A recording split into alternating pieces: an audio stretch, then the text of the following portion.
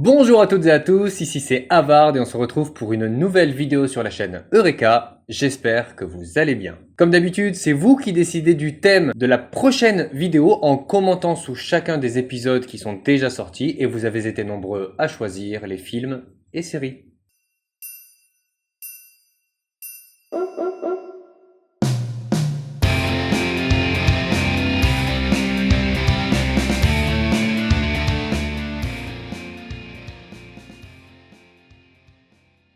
Nous allons donc parler aujourd'hui du Titanic, un chef-d'œuvre réalisé par James Cameron en 1997. Mais il me semblait important de consacrer une première partie à cette vidéo aux faits historiques qui se cachent derrière le chef-d'œuvre. Et c'est la raison pour laquelle je vais mêler aujourd'hui deux thèmes. On va faire d'une pierre deux coups puisque les deux thèmes sont traitables sur la chaîne, celui des films et séries et celui des faits historiques.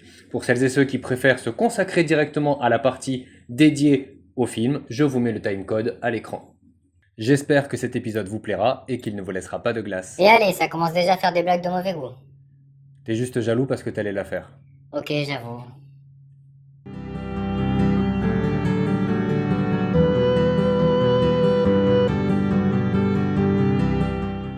À la base de ce projet titanesque, Non, Titanic. il y a la folle ambition d'un homme, Joseph Bruce Ismay, alors directeur général de la White Star Line, qui rêve de créer non pas un mais 3 navires capables de surpasser en taille et en prestige les navires de la concurrence, à savoir le Mauritania et le Lusitania de la Cunard Line. Les noms des navires sont déjà trouvés, il s'agira donc de l'Olympique, du Gigantique qui sera rebaptisé plus tard le Britannique et du plus tristement célèbre des trois, le Titanic. Ce sont les bureaux d'études de Harland L. Wolff qui sont en charge des plans de conception, sous la houlette de Thomas Andrews, alors fraîchement débarqué à la direction générale suite à la retraite anticipée de son prédécesseur, Alexander Montgomery Carlyle. Fait intéressant pour la suite, cette retraite provient du souhait de ce dernier de voir embarquer sur les navires 66 canots de sauvetage, souhait qui a été refusé par Ismay et les divers acteurs de la conception. Le Titanic finalement n'embarquera que 20 canots de sauvetage à son bord. J'espère que ce sera pas préjudiciable pour la suite de l'histoire. Je t'ai vu regarder le film une bonne dizaine de fois, ne me fais pas croire que tu ne sais pas comment ça va se passer. Je pleure toujours à la fin.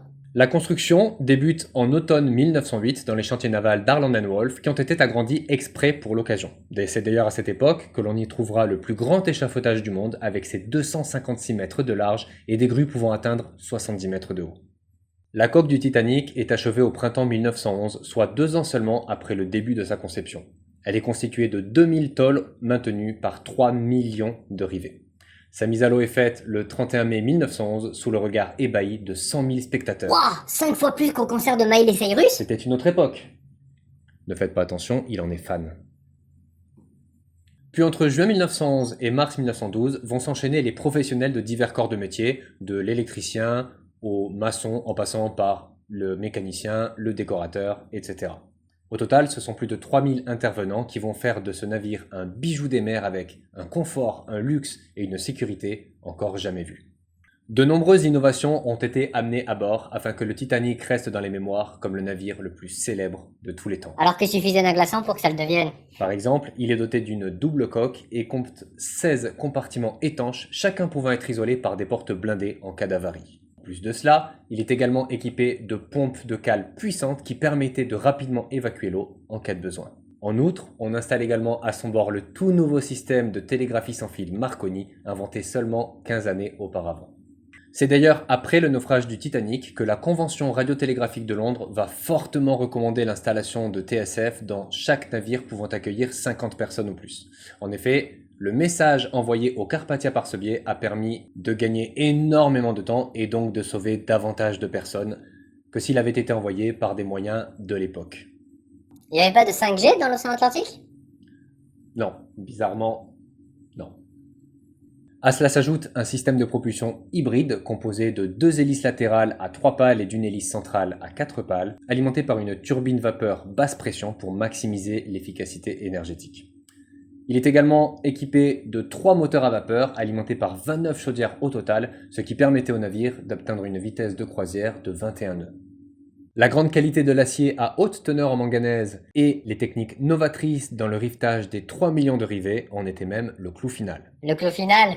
Pour les rivets? Oui, j'ai fait exprès, je te signale. Tout cela n'empêche pas le Titanic évidemment d'avoir un confort maximal et d'un luxe sans pareil, équipé d'immenses salles à manger, de suites somptueuses, d'une salle de sport, ainsi que d'une piscine intérieure, des bains turcs et même un cours de squash. Fait notable pour l'époque, le navire dispose de puissants générateurs qui permettent d'éclairer toutes les salles du navire, en plus de fournir l'électricité nécessaire pour faire fonctionner la totalité de ses équipements.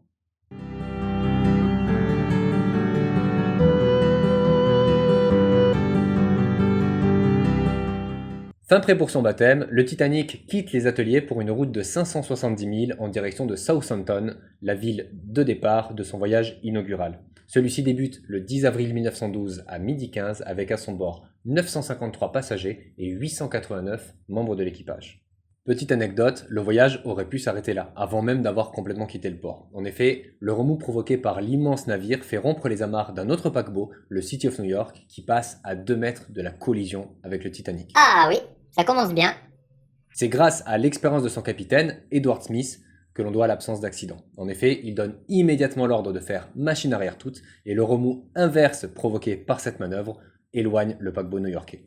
Mais à part 1 heure de retard sur l'horaire, cet incident n'aura aucun impact sur le voyage du Titanic. Il rejoint Cherbourg à 18h35 où 24 passagers débarquent, dont Francis Brown, que nous allons évoquer plus tard dans cette vidéo, et 274 passagers montent à bord du Titanic et prennent place dans les différentes classes. Puis à 20h10, il reprend sa route vers la ville de Cobb en Irlande, baptisée à l'époque Queenstown, ville qu'il atteint le lendemain matin. Seuls 7 passagers vont débarquer tandis que 120 nouveaux arrivants vont prendre leur quartier, principalement en 3e classe puisqu'il s'agit en majorité des migrants vers les États-Unis. Une petite pensée pour Jack Dawson et Fabrizio. Attends, on n'en est pas encore à la partie consacrée au film. Lorsque le Titanic reprend la mer vers New York, il compte à son bord 1324 passagers et 889 membres d'équipage, ce qui fait un total de 2213 individus, hommes, femmes et enfants. Et leurs animaux? Oui, tu fais bien de le préciser d'ailleurs, parce qu'on n'en parle pas beaucoup, mais il y avait également des chiens à bord du Titanic, on en compte une douzaine selon les sources que j'ai pu trouver, et seuls 3 d'entre eux ont survécu au naufrage.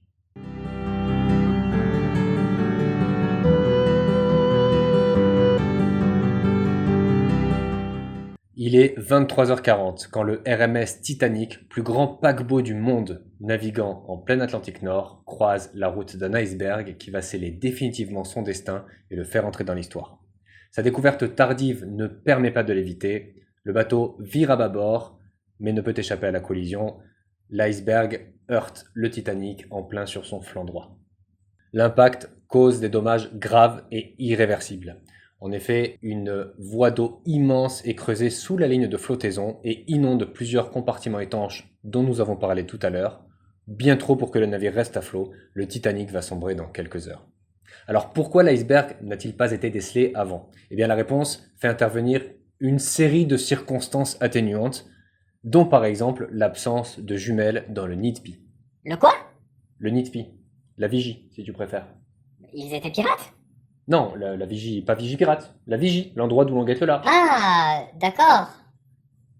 J'ai rien compris. La clé de l'armoire qui contient la paire de jumelles a été confiée à l'officier David Blair. Malheureusement, cet officier a été retiré de l'équipage à la dernière minute et n'a pas restitué la clé dans les temps. Ensuite, les conditions météorologiques jouent également un rôle crucial. La mer est exceptionnellement calme cette nuit-là, ce qui empêche de repérer les icebergs à distance. En effet, si les vagues s'étaient brisées contre le flanc de ces gigantesques glaçons, on aurait pu facilement identifier l'iceberg en tant que tel. De plus, l'absence de lune rend la nuit complètement noire. La lumière astrale qui aurait été projetée contre ce grand corps blanc aurait permis également d'éviter la collision. Les heures qui s'ensuivent vont céder à la confusion et au chaos. La renommée du Titanic est telle que de nombreux passagers sont dans le déni, affirmant que celui-ci est insubmersible et refusant même de monter à bord des canots de sauvetage pour ceux qu'ils considèrent comme un simple exercice. Et les canots, reparlons-en. L'absence de canots de sauvetage suffisants est l'aspect le plus tragique de cette histoire. Initialement conçu pour accueillir une 60aine de canots de sauvetage à son bord, le Titanic n'en comptera que 20 lors de son voyage inaugural. Ceci est principalement motivé par des choix esthétiques, on voulait laisser le pont libre de l'entrave qu'il constituerait, et par une confiance excessive en l'insubmersibilité du navire. C'est pas cool. T'as compris? Cool. Et cool. Est-ce que davantage de vies auraient été sauvées avec plus de canots à bord? Oui, mais le personnel peu formé à la démarche de sauvetage, le flegme de certains passagers incrédules et le temps imparti à la mise à l'eau, 2h40 avant le naufrage, auraient empêché de toute façon de sauver tout le monde. Le Carpathia, un paquebot appartenant à la Cunard Line, est le premier à recevoir les appels de détresse émis par le Titanic. La Cunard Line, c'est la compagnie qui a inspiré à Ismay tout le projet de départ. C'est bien, tu suis, ça fait plaisir. Sous le commandement du capitaine Arthur Rostron, le navire fonce à toute vitesse à travers les eaux dangereuses de l'Atlantique Nord pour porter secours aux passagers. Malheureusement, il mettra plus de 4 heures pour arriver sur place. Au final, ce sont plus de 705 passagers qui sont sauvés et extraits des canaux de sauvetage pour être conduits en lieu sûr. La rapidité d'action et le courage de l'équipage du Carpathia est vivement salué et reste une preuve de solidarité en temps de crise.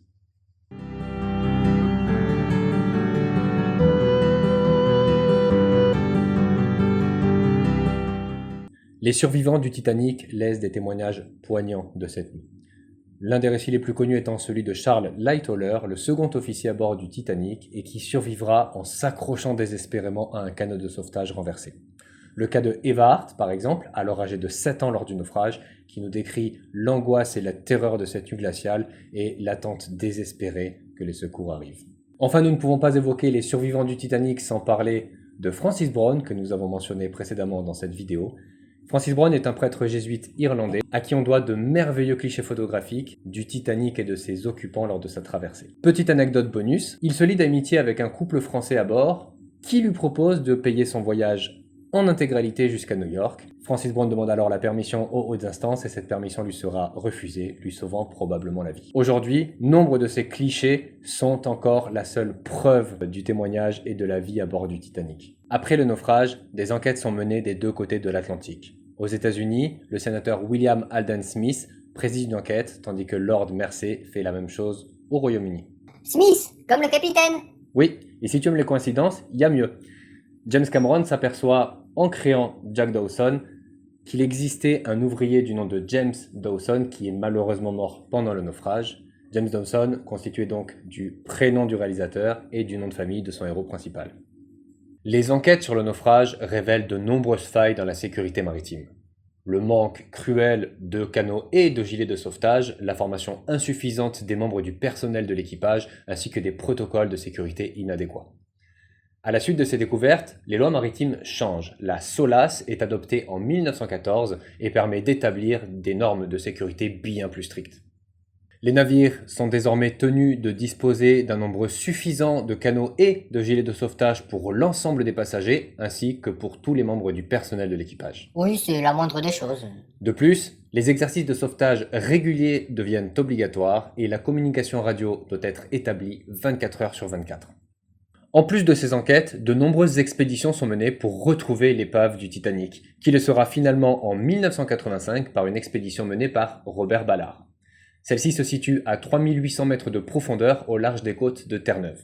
Les visites vont ensuite s'enchaîner jusqu'à attirer l'attention d'un grand passionné des mers, le réalisateur James Cameron. Superbe transition. Merci.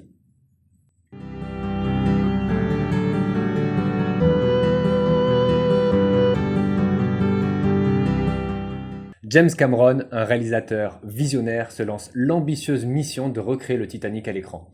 Passionné par l'histoire du navire et désireux de rendre hommage aux victimes, James Cameron s'engage à reproduire le Titanic avec une précision sans précédent.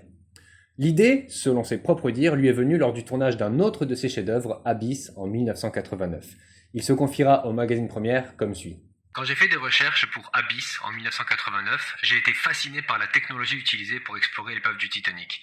J'aimais beaucoup A Night to Remember 1958 de Roy Ward Baker et Titanic en 1953 de John Negulesco.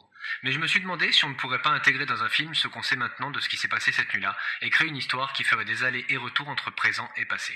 J'avais aussi envie de raconter une histoire d'amour. J'avais essayé dans Abyss, mais sans faire passer l'histoire d'amour avant le récit de science-fiction. Quand ces deux idées se sont combinées, tout m'a semblé se mettre en place.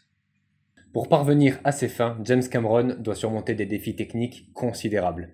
Les innovations dans les effets spéciaux, telles que l'animation 3D pour recréer le navire et toutes les scènes de naufrage, restent déjà une belle avancée pour l'époque, mais le défi reste de taille. En plus, James Cameron utilise également des modèles réduits et des séquences sous-marines réelles pour ajouter une authenticité visuelle saisissante. Pour les tournages sous-marins et les prises de vue de la véritable épave, c'est son frère Mike Cameron qui va donner un coup de main. En effet, avec l'aide de Panavision, il va créer une caméra capable de supporter la pression sous-marine qui est de 2000 kg par centimètre carré. Malheureusement, la caméra ne pouvant effectuer plus de 12 minutes de film à chaque prise de vue, de nombreuses plongées seront nécessaires pour les besoins du film. La construction des décors est une entreprise colossale. Une réplique presque complète du Titanic est construite à Baja Studio au Mexique, où une immense citerne est utilisée pour filmer les scènes en mer. Les conditions du tournage, qui durent plusieurs mois, sont parfois très difficiles, mais l'engagement de James Cameron et de ses équipes porte ses fruits.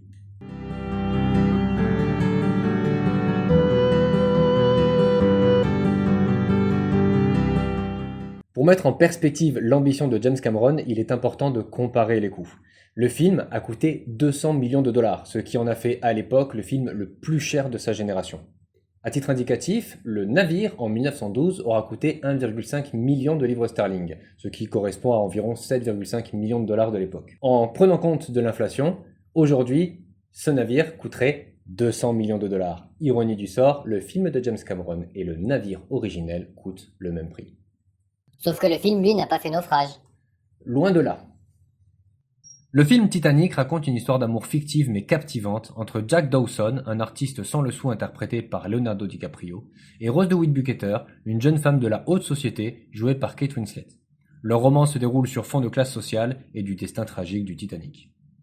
Les personnages principaux et leurs relations sont au cœur de ce chef-d'œuvre. Jack et Rose, issus de milieux sociaux opposés, se rencontrent par hasard et tombent amoureux malgré les obstacles. La rambarde de la poupe du Titanic a été plutôt un obstacle prometteur vu que ça a précipité leur rencontre. C'est vrai. Le fiancé de Rose, Cal Oakley, joué par Billy Zane, et la mère de Rose, Ruth DeWitt Bukater, jouée par Frances Fisher, représentent les pressions sociales et les attentes que l'on a envers elle. On risque d'ailleurs de parler prochainement de Frances Fisher car elle joue dans une série géniale et que j'adore et qui s'appelle Eureka. Quelle coïncidence. Le film mélange habilement faits historiques et fiction. Des personnages réels comme le capitaine Edward Smith, joué par Bernard Hill, que l'on verra plus tard dans Le Seigneur des Anneaux, et qui est malheureusement décédé le 5 mai dernier, l'architecte Thomas Andrews, joué par Victor Garber, et Bruce Ismay, dont on a parlé, joué par Jonathan Hyde, sont intégrés à l'intrigue, offrant une immersion authentique dans les événements de 1912. Le Titanic rencontre un accueil élogieux et un retentissement phénoménal. Il devient le plus gros succès cinématographique, atteignant plus de 2 milliards de recettes à travers le monde. Il remporte 11 Oscars, égalant le record du nombre de récompenses pour un seul film. Parmi ces Oscars, on retrouve celui du meilleur film, du meilleur réalisateur pour James Cameron, ainsi que diverses récompenses pour les effets visuels et sonores, ce qui démontre l'impact technique et artistique du film. L'influence de Titanic sur la perception publique de l'histoire du navire est immense. Le film ravive l'intérêt pour le Titanic en inspirant même des documentaires, des films et même des expositions. Il devient une référence culturelle rappelant et symbolisant la tragédie de la catastrophe ainsi que les personnes qui l'ont subie.